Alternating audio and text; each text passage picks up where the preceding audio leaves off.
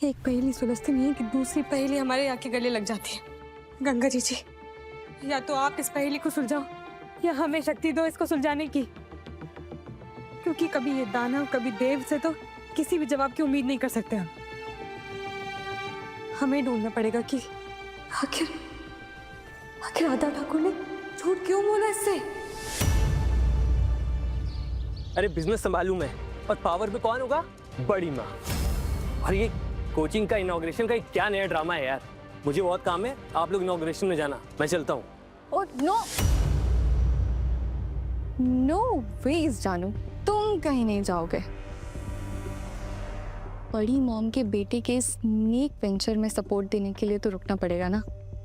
मुझे बात को समझो ना बाबा, वरना उनकी नजरों में तुम बस वो नचनिया वाली स्ट्रैटेजी वाली एम्बेसडर कहलाओगे। Understand? Okay fine. That's like my good boy.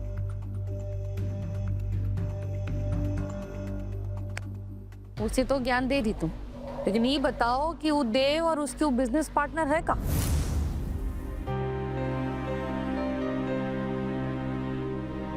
माँ, रिबन तो आपको ही काटना पड़ेगा ना। आपके शुभ हाथों और आशीर्वाद के बिना किसी भी चीज का शुभारंभ कैसे हो सकता है भला? तुम्हारा आशीर्वाद और प्यार तो हमेशा तुम्हारे साथ है देव, वरना रातों रात सेंटर का सेटअप कैसे करते। और अब हमारा काम खत्म हुआ, तुम और नलिनी जाके रिबन काटो और अपने सपने को आगे बढ़ाओ। हम नहीं आएंगे।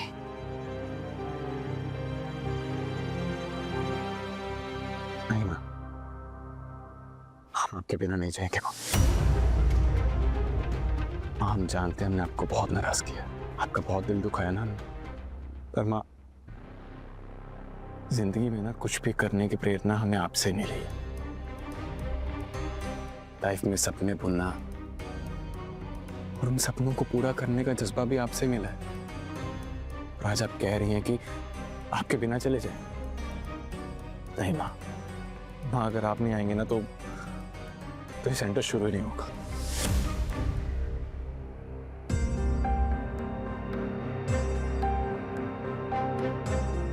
आपकी उंगली पकड़कर पहला कदम लेना सीखा था योर हाइनेस। जिंदगी में आपका कितनी बार सहारा लिया है, चाहे वो स्कूल का पहला दिन हो या फिर कॉलेज का। और आज ना एक नई दुनिया में कदम रखने जा रहे हैं, और हम बस यही चाहते हैं कि इस नई दुनिया में हम अपना पहला कदम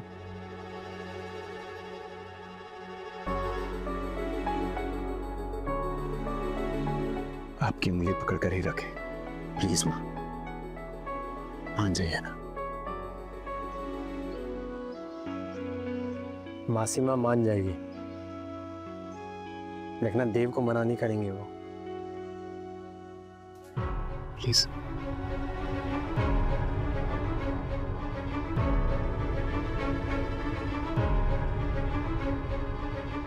ठीक है, चलो, शुभ काम में देरी नहीं करनी चाहिए। पारो मामी, आप यहाँ क्या कर रहे हो? नीचे चलो, पार्टी होएगी, रिबन कटेंगे, हम सब क्लैप करेंगे। आप जाओ, हम नहीं आ सकते। क्यों नहीं आ सकते? पैर में चोट लगी है क्या? नहीं, पर आप जाओ ना। तो फिर चलो। जय माता दी। जोर से बोलो। जय माता दी।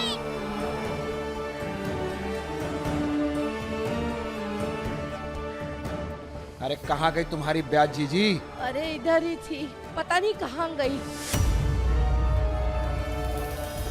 सारे बोलो। जय माता दी। जोर से बोलो। जय माता दी। अरे मैडम जरा साइड हट जाइए, दिखाई नहीं दे रहा आपको माता की झांकी जा रही है। जोर से बोलो। जय माता दी। सारे बोलो। जय माता दी। सच में उस ब्याज को देखा है या तुम्हारी आंखों में टमाटर पड़ा है? अरे देखा है, इन्हीं आंखों से देखा है। और देखना, उस ब्याज की असल भी यही कहीं मिलेगी। उसका पूरा परिवार उसके पिल्ले भाई को लेकर आया होगा यहाँ इलाज कराने। अरे हाँ, लेकिन जाओ और उसे ढूंढ कर लाओ जीजी। कहीं ऐसा ना हो कि ये असल और सूद को छोड़ के मैं तुम्ही से चक्रवृद्धि ब्याज वसूलने लगूं।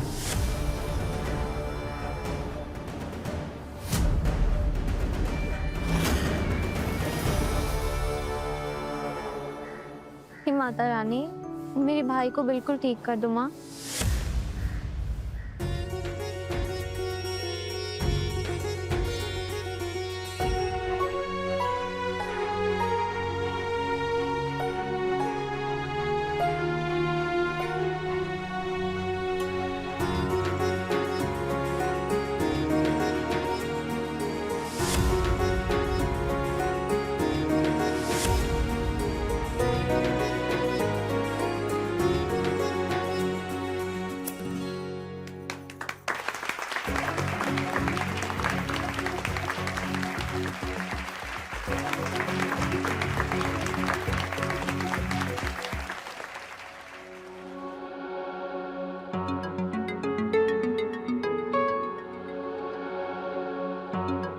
आप यहाँ क्यों खड़े हो? अंदर चलो ना।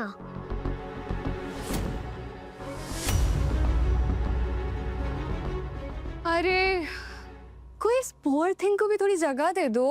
और नहीं तो का, अरे बहुरिया गवार है तो क्या हुआ? अरे अपने पति और उसके वो बिजनेस पार्टनर के साथ ही इतने बड़े उद्घाटन में आई है, ताली तो बजा ही सकती है।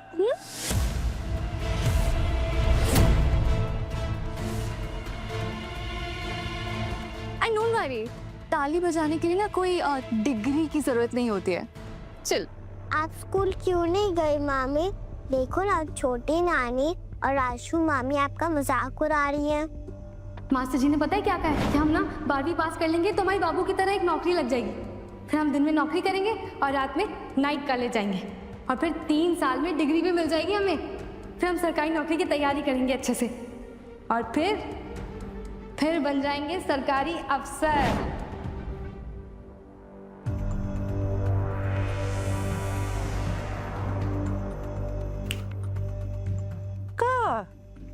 कौन से सपना में खो गई भाई?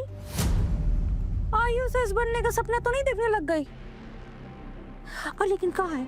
उसके लिए तो डिग्री चाहिए, वो तो तुम्हारे पास है नहीं।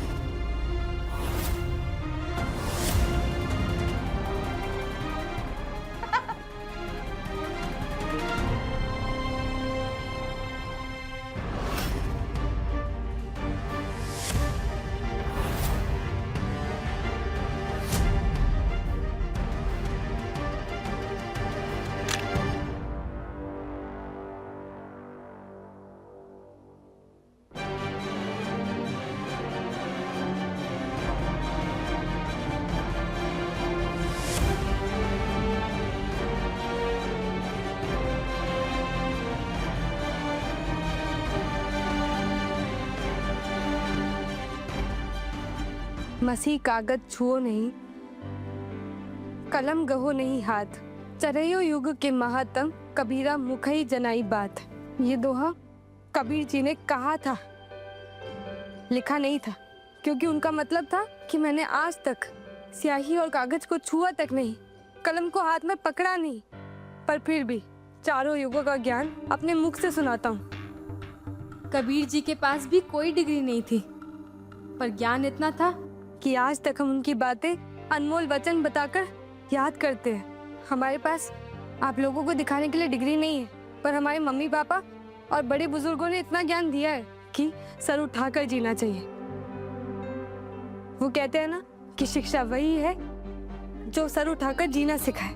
काबिलियत और डिग्री दोनों बहुत अलग चीज होती है। काबिल वो भी हो सकता है जिसके पास डिग्री नहीं है, पर हमारा समाज सिर्फ डिग्री को ही काबिलियत का सबूत समझता है। उसी की वजह से हमारी शिक्षा की पहचान होती है ना?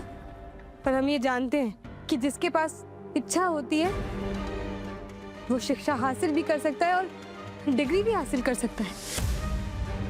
लेकिन तुम्हें डिग्री की क्या जरूरत है? डिग्री लेकर जो तुम्हें हासिल करना था उसका 100 गुना तो तुम्हें इस घर में आकर मिल गया है। फिर किसे ये साबित करना चाहती हो कि तुम एक बहुत अच्छी लड़की हो? ये जो तुम बड़ी बड़ी बातें बोल रही हो, ये इसलिए बोल रही हो ना हमारे सामने, क्योंकि देव ने तुमसे शादी करके इस घर में लाकर खड़ा कर दिया है। ये तुम्हारी ज्ञान भरी बातों से सच्चाई नहीं छुप सकती कि तुम्हारे बाप ने तुम्हें पैसों के लिए बेचा है।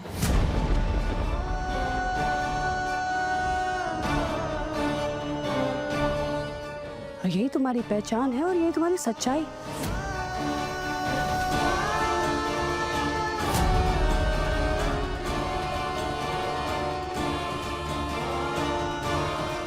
तुम्हारे बाप ने तुम्हें पैसों के लिए बेचा है।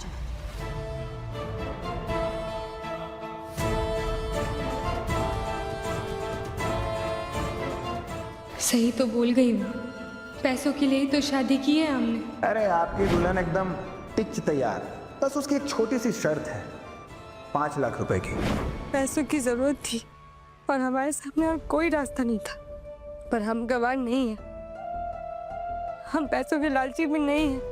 हमने जो किया अपने परिवार वालों के लिए किया, और अगर मौका मिलेगा तो हम अपना सपना जरूर पूरा करेंगे, पढ़ेंगे, लिखेंगे और अपने परिवार का सहारा भी बनेंगे। सपना तो सपना सही, सपने देखने का हक हमसे कोई नहीं छीन सकता।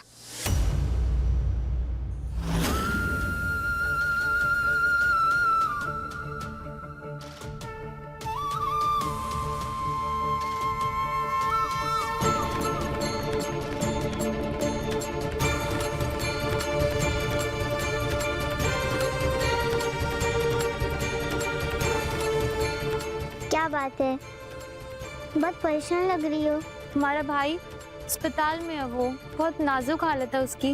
माता सबके सुनती है, तुम भी हमारे साथ आओ। हम जाके निकाल के मंदिर में प्रसाद खाने जाएंगे, एक साथ मांगेंगे फिर देवी माँ से। हमें वापस जाना है अपने भाई के पास। वो यहीं पास के नीलगढ़ हॉस्पिटल में है, उसका इलाज चल रहा है वहाँ पे। माता रानी, इस कन्या का दुख दूर कर देना। ये लो, ये प्रसाद अपने भाई को खिला देना, वो ठीक हो जाएगा।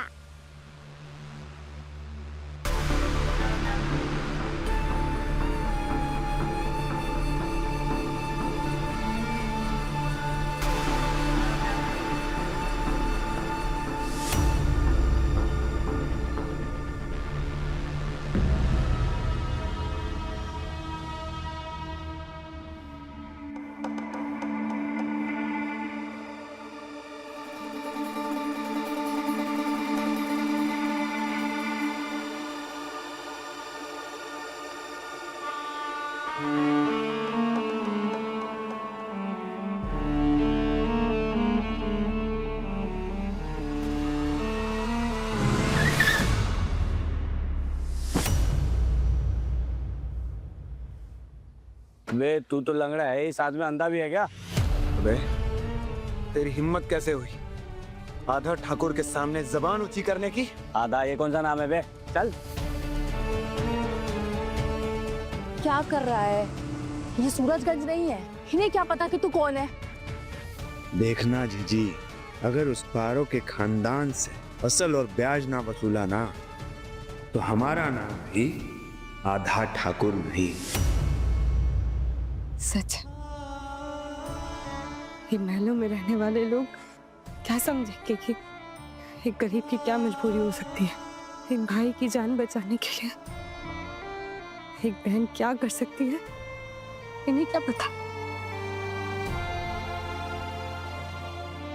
हमने सही किया, गलत किया, हम नहीं जानते, पर हमें हमारे किए पर कोई अफसोस नहीं।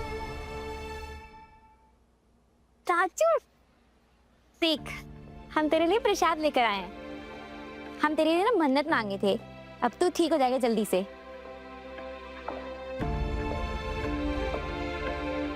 मम्मी पापा कहाँ हैं बुड्ढी? हम राजू को नहीं बता सकते कि कौन सा काम मिला है माँ पापा को।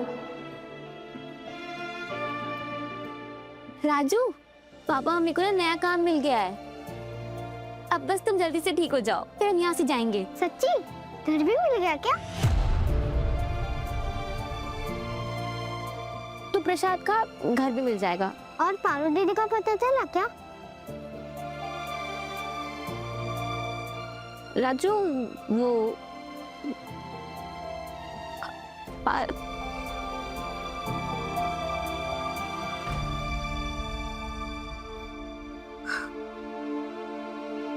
आप ही बड़बड़ क्या कर रहे हो? मुझे पता है आपको गुस्सा आ रहा है, मुझे भी आ रहा है। जब गुस्सा आता है ना तो मुंह में बड़बड़ और पेट में गुड़गुड़ होती है और फिर भूख लग जाती है। आप गुड़गुड़ नहीं हो रही? तो फिर चलो किचन में। कमाल हो गया माँ, अब मान कैसे गए उस सेंटर का इनॉग्रेशन करने के लिए? हमारी बेटी ने हमें एक बात सिखाई और हम पल में समझ गए कि चाहे कुछ भी हो जाए हम अपने बेटे को नहीं खो सकते। हमें उस लड़की को देव की जिंदगी से दूर करना है, अपने बेटे को नहीं। इसलिए जरूरी है अभी कि हम देव की हर एक बात माने। और वैसे भी श्वेता, ये बात तो उसकी तरक्की से जुड़ी है। फिर एक माँ अपने बेटे की जिंदगी में कैसे रुकावट बन सकती है? हमें उसकी तरक्की देखनी है श्वेता। और ये रही साड़ी और ये रहा सूट, अच्छा है ना? पर ये सब किस लिए गिरीश बाबू? अरे किस लिए मतलब? पार्वती का अपने ससुराल में पहला दशहरा है। अगर उसके मैके से शगुन नहीं आएगा तो कैसा लगेगा उसे?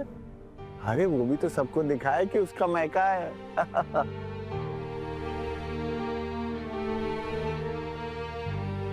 अरे ये तो देव और पार्वती का मैरिज एल्बम है ना? कब आया? आज ही आया है। शादी के बाद हर लड़की को इंतजार होता है कि उसकी शादी का एल्बम कब आए। हम सोच रहे थे कि इसको उस तक कैसे पहुंचाएंगे।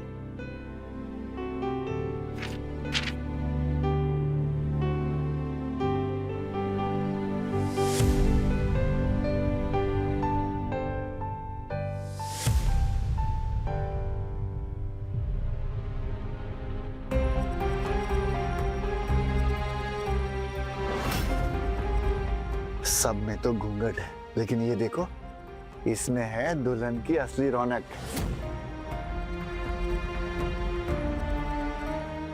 इसको भी शगुन के साथ पहुंचा दीजिए। हाँ सुनो जी मालिक। ये सब नीलगढ़ आज ही जाएगा, ठीक है?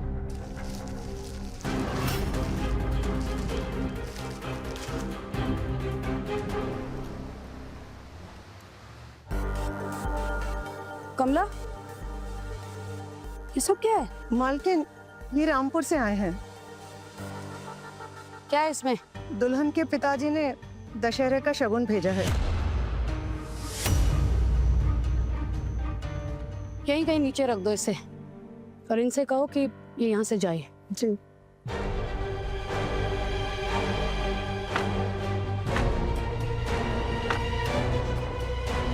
गवार दुल्हन के मायके से जीजी इतने सारे तोहफे, मतलब जितनी गरीब वो दिखती है उतनी है नहीं।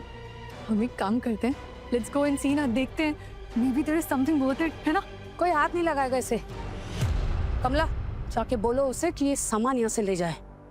जी। और फूल, कल कंचकों का भोग भी तैयार करवाना है और उनके नेक की भी तैयारी करनी है। चलो तैयारी करो।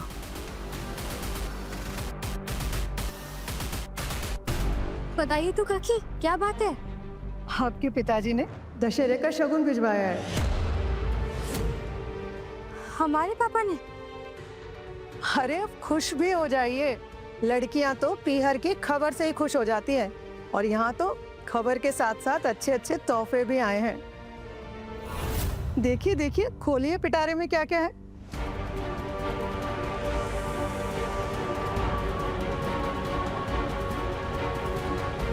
हमारे पापा ने भेजा ये सब हमारे लिए? पर उन्हें कैसे पता चला कि हम यहाँ हैं? और उनके पास इतने सारे पैसे कहाँ से आए? कमला, आई मालकिन।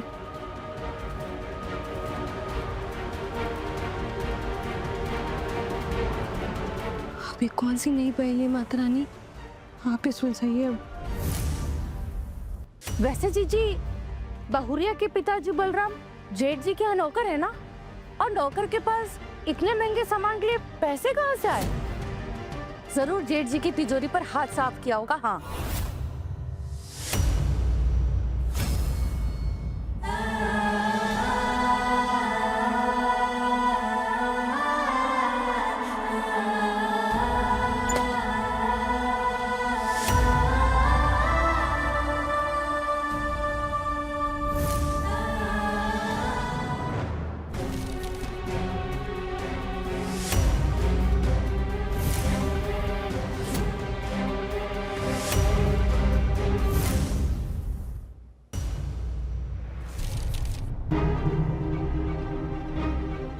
ये घूंघट में कौन है देव बाबू के साथ?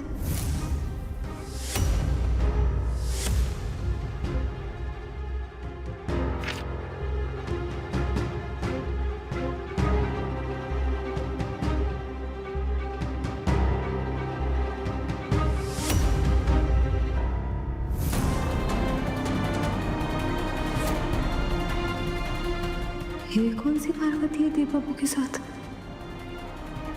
हम तो नहीं है। हमारी शादी में तो दूल्हा भी नहीं था।